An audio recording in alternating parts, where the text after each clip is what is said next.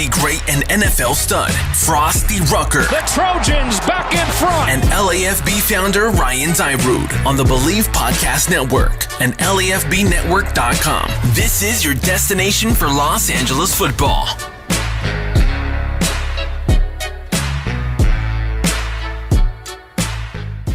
What's up, Los Angeles? Welcome back to the Bleav in LA Football Podcast with your hosts, Frostee, Rucker, and I am Ryan Dyrud. We are on the Bleav Podcast Network, also on LAFBnetwork.com, your destination for Los Angeles football. Got a great show for you today.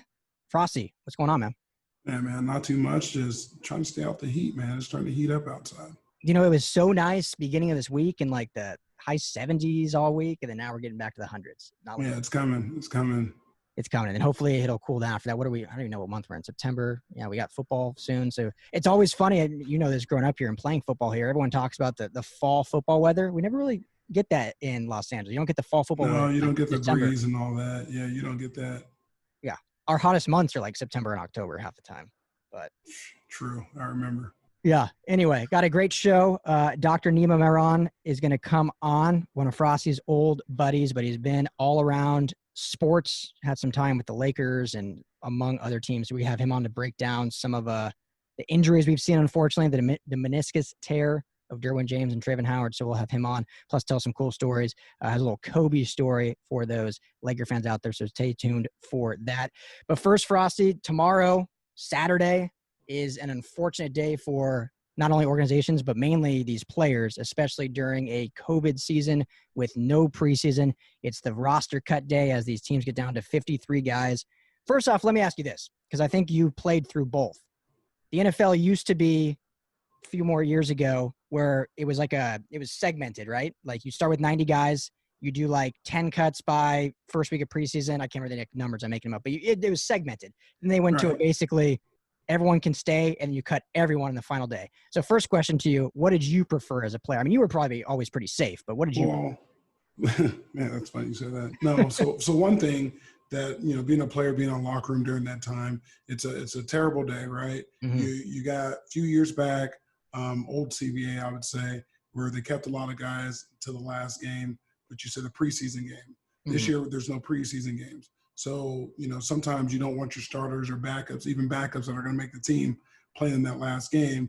But when the last CBA came, they condensed the numbers so much that, you know, they cut everyone right before the season was going to start, and they still had to play in that last preseason game. And some guys didn't have backups. So It was completely unsafe. And, you know, I didn't like that, to see guys out there. You know, it's been me in my career, at the beginning of my career as a young rookie, second and third year player. You know, those are the fourth quarter games where you make your money, is where you get on the team, because you're getting the bulk of reps and, you know, practice. Yeah. But, you know, it brings me to this year, though, how tough it is that they never got an audition tape. You know, practice was just an audition, never under the lights, and a lot of guys are going to get axed. And, you know, it's a difficult time. You've been training so hard for this opportunity, and then when you don't make it or you don't achieve that goal, you know, everything comes into play. You know, that you get a little depressed, and, you know, did I not work hard enough? You sacrifice so much, but then people don't believe in you. But this is the time when you believe in yourself. Absolutely. And this season even more so than others because of everything going on, all these guys getting cut. A lot of them are going to just end up on different rosters. The practice squad's been extended by, I believe, 6 players. I think it's a 16-person practice squad as opposed to 10, which is good.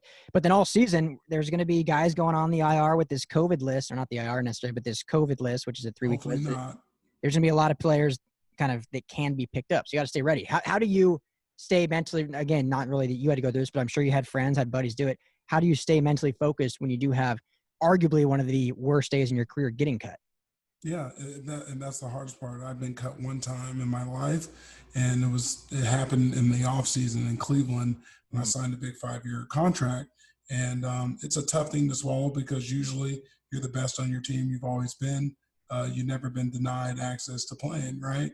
And for me, it was like, so I'm getting cut from Cleveland.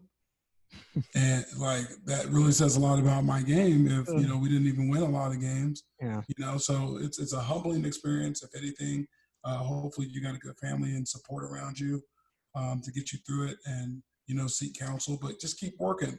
if this is the ultimate goal that you want to get to, this is your dream job, you just got to get back in the lab. You got to get back in the weight room, get back to lifting and doing what you got to do. But it's definitely tough. It's a tough thing, and it's a tough pill to swallow. Yeah, for sure. Well, and you obviously took that, everything you just said, because you turned that getting cut into 7 more years on the big stage. So yeah, absolutely. All right, which is what these kids need to do. So next week, we'll definitely get into all the big cuts, any surprises.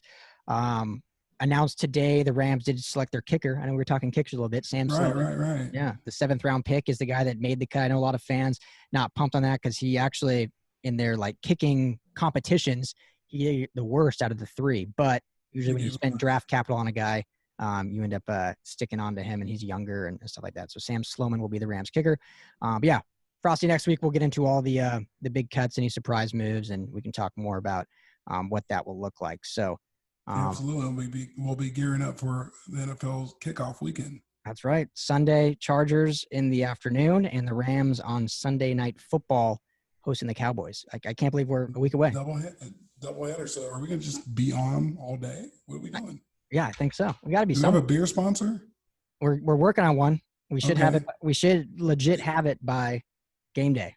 Any of you guys out there that got some local beers, send them our way. We drink the Coors Light. We drink all that. But if you got something that you brewed yourself, let us know. Yeah. I'll take a growler. There you go. Of course you will. Yeah, and we'll put it on the air. So speaking of sponsors, got to talk about the sponsor for this show, which is Bet Online.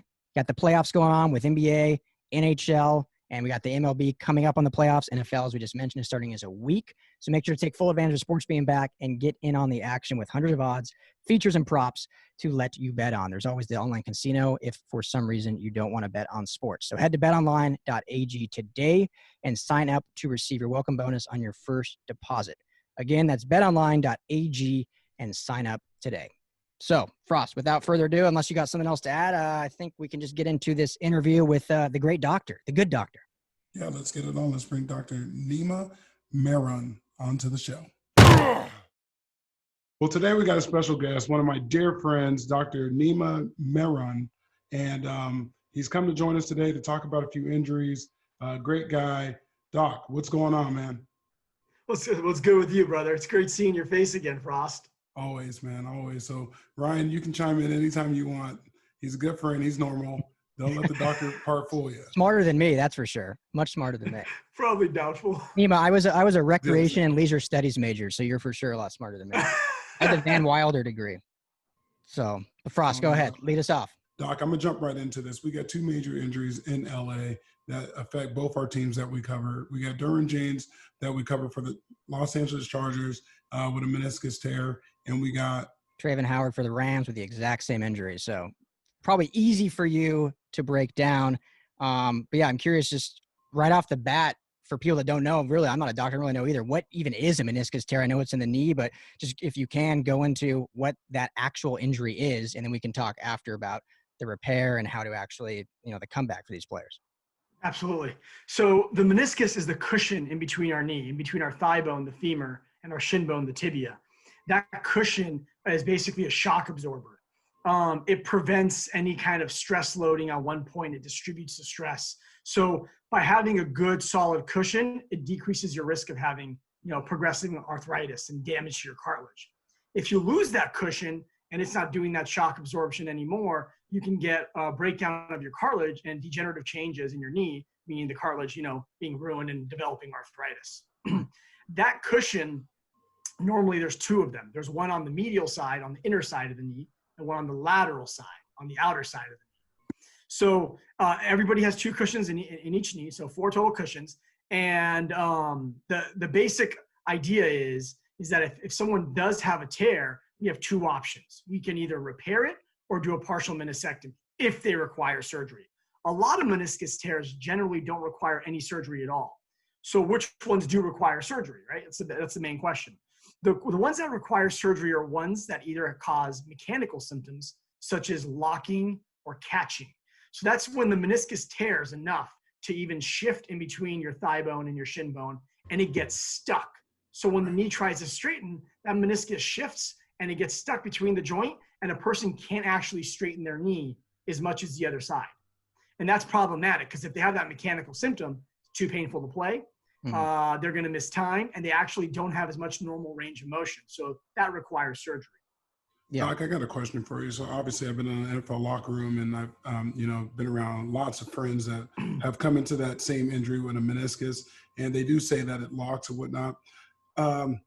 Me and Ryan been going back and forth. We're not really back and forth, but we've been in discussion about it. Do you think for a guy like Derwin James is the body mass, or do you think it's arthritic like you just described? So you mean why he got injured originally?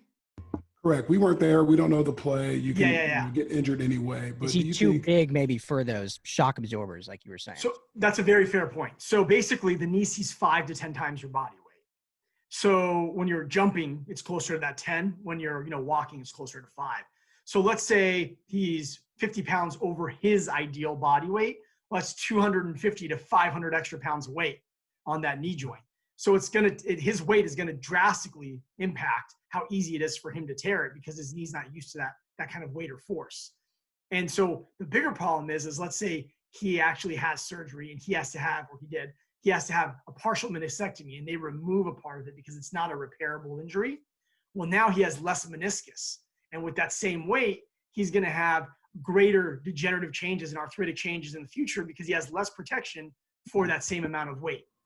See, that's my point, Ryan, that we were talking about. I think that he has to go back into the lab after he gets his surgery and he goes through the rehab process. But with his trainers, they got to have a very clear direction of how they're going to get him back on the field. And that has to be if he's going to cut body mass, if it's weight, because he's a big guy playing safety, coming downhill. He can do it all, right? But careers fizzle out if you don't get that stuff right. And that's the stuff that people don't know. You got to go in the lab and find out what's just right for you to keep you on the field.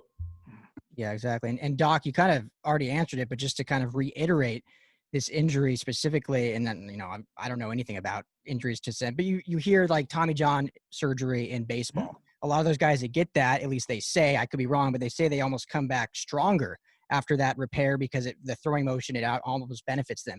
This injury is not one of those. It's automatically you're dropping down tier by tier every time you injure it, correct? Well, so it's a little bit different, because again, that cushion is protecting you from getting arthritis. So there's some evidence that shows that your career can be cut shorter in length in your longevity by having a meniscus tear, particularly if it's removed and not repaired. So yeah, that could definitely change their career length. However, when your meniscus tear is partially removed, and let's say you only lost 10% and you had a partial removal, a partial meniscectomy, it's known as, a lot of these athletes like Russell Westbrook got back in the playoffs in like 4 weeks. They can get back in a 4 to 6 week time range with a partial meniscectomy or removal. So oftentimes these athletes are actually hoping that they just have a cleanup, as they call it, because they're hoping to get back sooner. Because if they repair it, their limitations, it's really a 6-month recovery. Like you see like Zion, it's a 6-month recovery and they can miss a whole season. And that's drastic for their career and their earning potential. So even though it's not the best thing for their knee longevity wise in their future, a lot of athletes are hoping to get a cleanup so they can get back on the field or the court in 4 to 6 weeks instead of, 4 to 6 months. So Doc, I have a question there, because you use the phrase a cleanup. Is that between doctor and patient or doctor and athlete then to see, well, I'll just take a cleanup if I can get right back, or it's going to take a longer period of time and a complete if they do the repair? Yeah. Yeah. So that's a great question. So I don't know a single doctor out there that if they can repair the meniscus, they will ever recommend to an athlete, hey, let me just take out half your meniscus so I can get you back faster. They won't do that. Now, the decision really comes down to is the type of tear, the tear pattern. If the tear is torn, kind of like the video we're going to show you here, where in the back of the meniscus is really a C shape. In the posterior horn in this video, in the back section, I'm yanking on it and I'm pulling on it with a probe, and you kind of see as that tear moves forward, it's displacing between the end of the thigh bone and the shin bone, and that causes that locking sensation. That tear is in the back third of the C. It's in that back portion where the blood vessels are good. The meniscus gets blood flow to 10 to 20 to 25% of the meniscus, and it's in the peripheral, the outer edge. So when it's in the far back section, we put sutures in it, we can repair it. It has an 80% success rate of healing. Docs are going to want to repair that.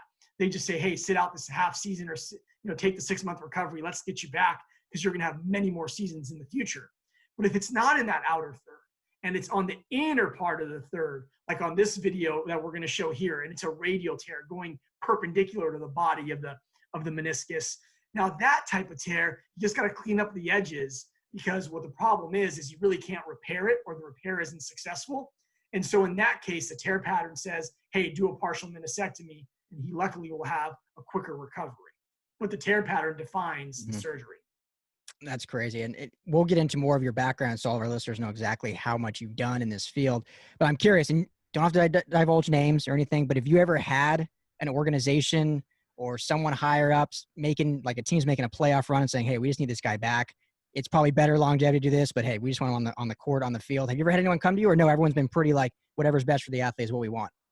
So that's a great question. So actually in my experience, at these times I was always the assistant doc or helping the head doc or whatnot. But in my experience with these teams, I've never been with an organization where they were forcing the player back too soon and they wouldn't listen to the doc. Most of these organizations, and they're quality organizations I was lucky enough to be a part of, but they see the value in this athlete. They want him for years. They don't want him to come back and have a 3 or 4 season career. They want that Frostee Rucker, more than a decade career. You know what I'm talking about? I mean, how refreshing this is to hear? Yeah, really, it's true. Because, as an athlete, you get nervous and you get scared every time you got to see the team doc, because you don't know if they have another agenda. Is it they have to respond to the GM, the ownership, or is it to you, your agent, who's the loyalty to? Because most of these team docs, especially in football, they're not even in a union or whatnot. They're contracted, right? Yeah. So it's like you put all your eggs in one basket. Do you get your surgery with the team doctors, where they may just be forcing you, rushing you to do something? Or do you go seek help, a professional off campus, but out of an organization to go take care of your needs? It's a tough one for athletes, I'll tell you that. No, it's a tough one for athletes. And I've been lucky enough to have a lot of friends who are professional athletes like yourself, and been involved in some of their medical health. And what I always tell all of them is, why not get 2 or 3 opinions? As an athlete in the NFL or the NBA or any organization, you have workers' compensation. You can go to any doctor you want, right? So if you have a great relationship with that team doctor and you really trust him, that's a great situation. It's at home. He takes care of business, and you stay there. He or she takes care of business, and you stay there. But if you're a little bit worried, or you don't like the opinion, or you want to hear a second opinion to match it before you make your decision, go out there and try someone else out. Get another opinion that's not associated. But to be honest with you, man, the people that are involved with team sports, in my experience with the NBA, Major League Baseball, the NFL, even the NHL, all the teams that I've dealt with, they're phenomenal doctors. Like, these guys, they care. I remember Dr. Elatrosh, one of my mentors, one time, someone calling him, and I'm just overhearing this in another room, and he said to the person, I don't even know who he was talking to on the phone, I have so much integrity, I will always do what's best for that patient, and it's not about getting them back quick enough. I don't need to worry about that. That's your job. My job is to get this person back to the best of their ability. And that speaks volumes. And that's Dr. Elatrosh is a great example, but he's not the only doc that's like that. All the docs I've ever been with are like that, That's awesome. Have you ever had that experience, Frost, going for a second or third opinion, or have you usually trust? Yeah, I've always got a second or third opinion. It's been Dr. Nima, a couple of them, just asking them, hey, man, check this out. I'll just send my film to him because I know he's going to cut it straight. And like you said, it's always about, your reinsurance of having a couple of extra eyes on it. Because so if Dr. Nima gets it, he might be showing a colleague it, and, that's 2, 4, 6, different eyes that are seeing it. So I'm getting more, not just a second opinion or a third one, I'm getting a 6th opinion, and I'll take that. I'll take that chances, because your career is everything. At that point, when you get hurt, everything flashes before your eyes. Like, what am I going to do? I got a family, I got this. It's everything that just comes right into this, it comes right into your face, and you're just sitting here, I got to make hard decisions. So let me get through my phone and make sure I don't just leave it on my agent. I can do it too. I've met people, I know people that I trust. And like I said, I called him because I trust him with everything I got. Yeah. Actually, I hope you understand that. No, that means the world to me. Frost, a lot of athletes don't know this, but a lot of doctors, you nailed it. They actually, if it's not a clear-cut case, black and white, where it's everyone knows, most, like 90% of doctors will agree with the treatment, we take that film, we sit down with multiple colleagues, and we go, what would you do here? Hey, so-and-so, what would you do in this case? And we talk to 3 or 4 people when it's a complex case to try to come up with the best decision for that athlete. Because you really care about these people, and your name is on that knee. Your name is on that hip. You got to make sure you do what's right for them, because everybody, hindsight's always 20/20, and everybody's an expert when they look back and something goes wrong. Like with Kevin Durant, right? Yeah. Everyone was an expert. Yeah. Right. Max Kellerman was an expert telling you what doctor should have been doing. Right. Of course. Right.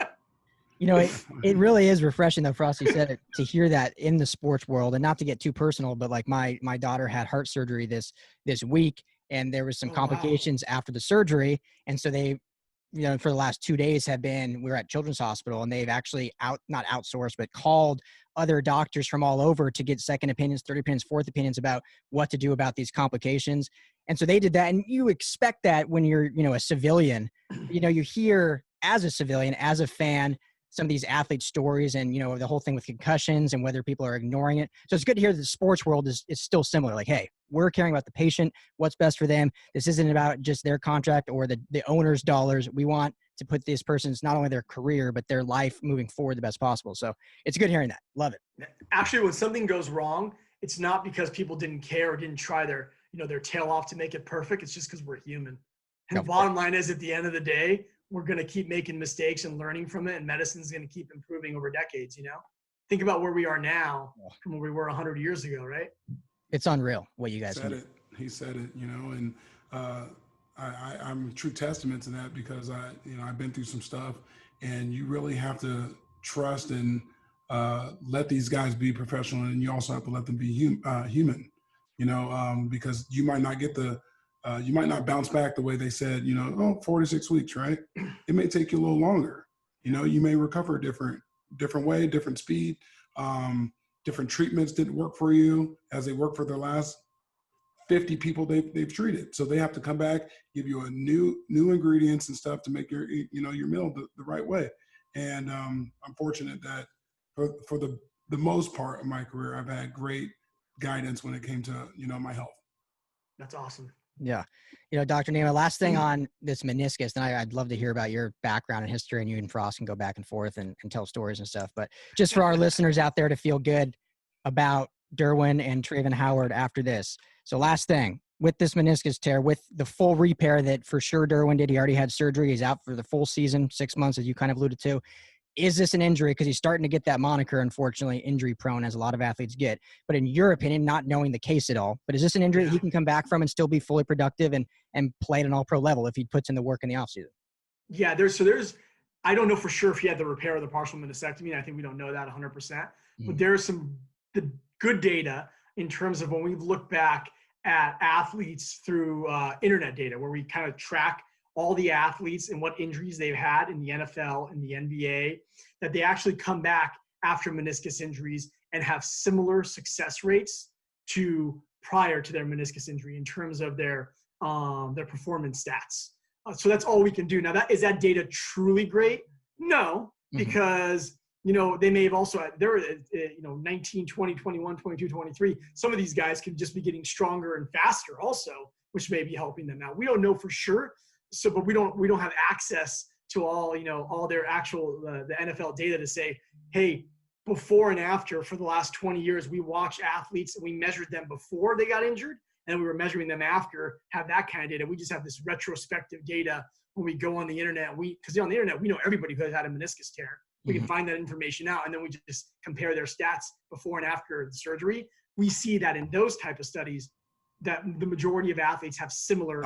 That's too hard though. But that is too hard, because you get new defensive coordinators. You get all this. I know. It's convoluted. There's too many confounding variables. But that's all we have. That's the best. That's the best to our to our knowledge at this point. We don't have anything else.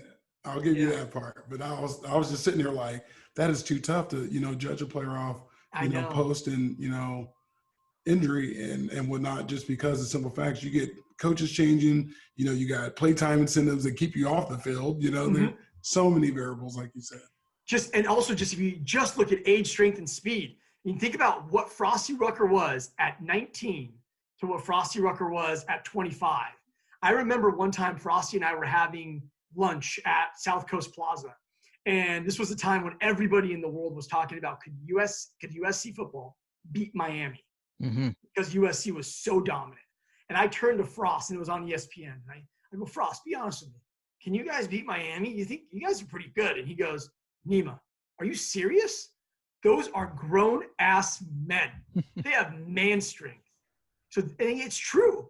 Like he legitimately pointed it out. Yeah. In that 5-year, 4-year period, an athlete grows so much. So to say that they had a meniscus tear at 21 and 19 and 20, they performed a certain way, but at 23 and 24, they performed a different way. Well, you got to add that age, strength, and experience too. It's hard. It's not good information. Yeah. It's something to go off there. It's something. It's all we have. Yeah. It's all we got. All you can work with.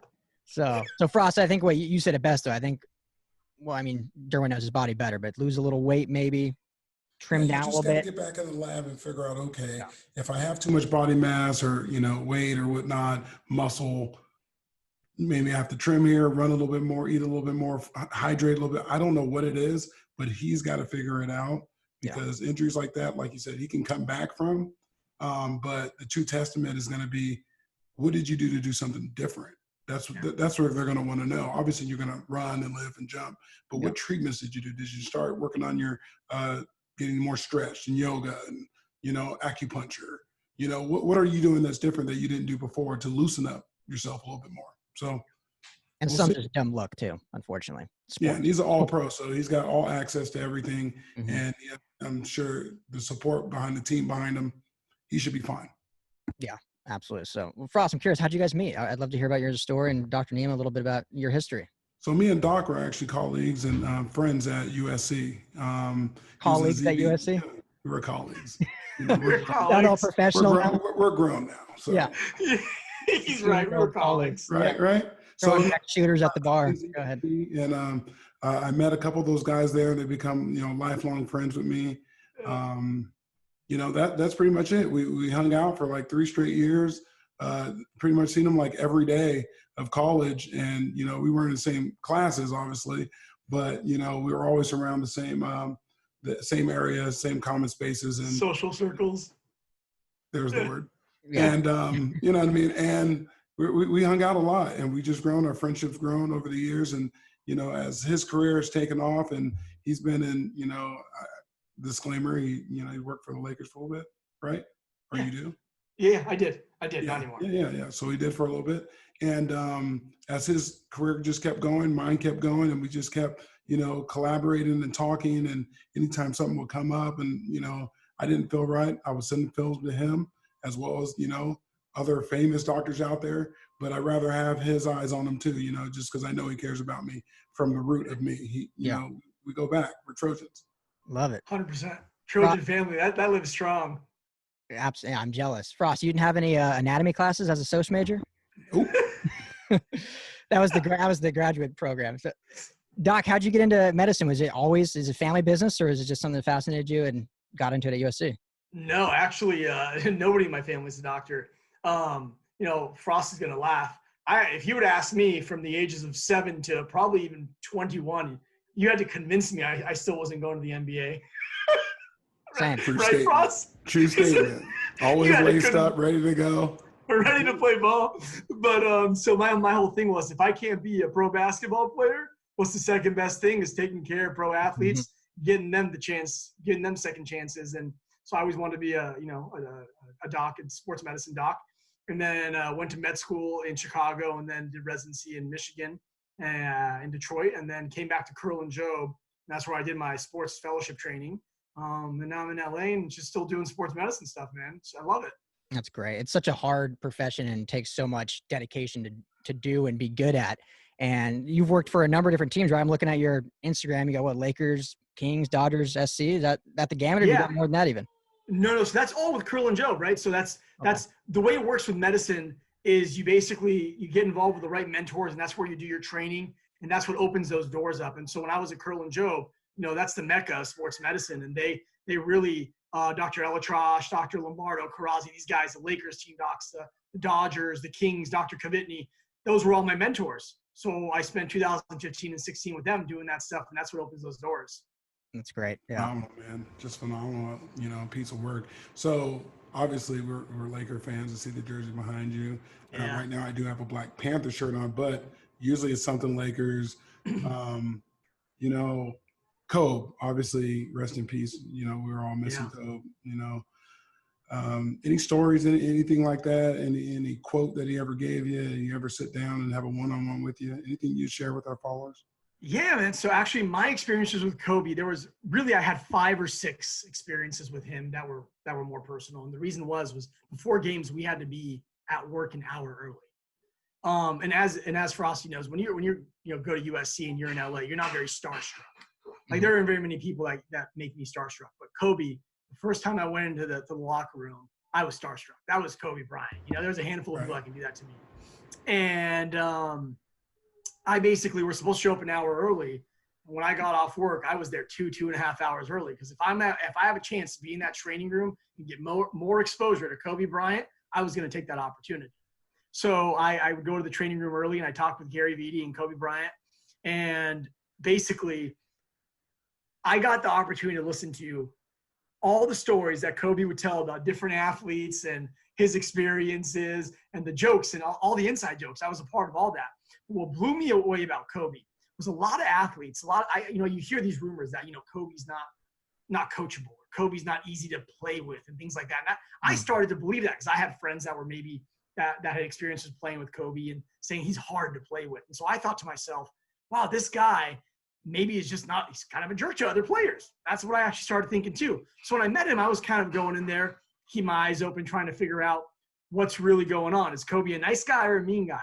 Dude, this guy is a stand-up dude. It was never about him being a jerk to people. It was him getting the best out of anyone. And all he wanted to see, you remember Ronnie Turiaf? He wasn't the best player, but the bottom line was Kobe loved him. Why did he love him? He had energy.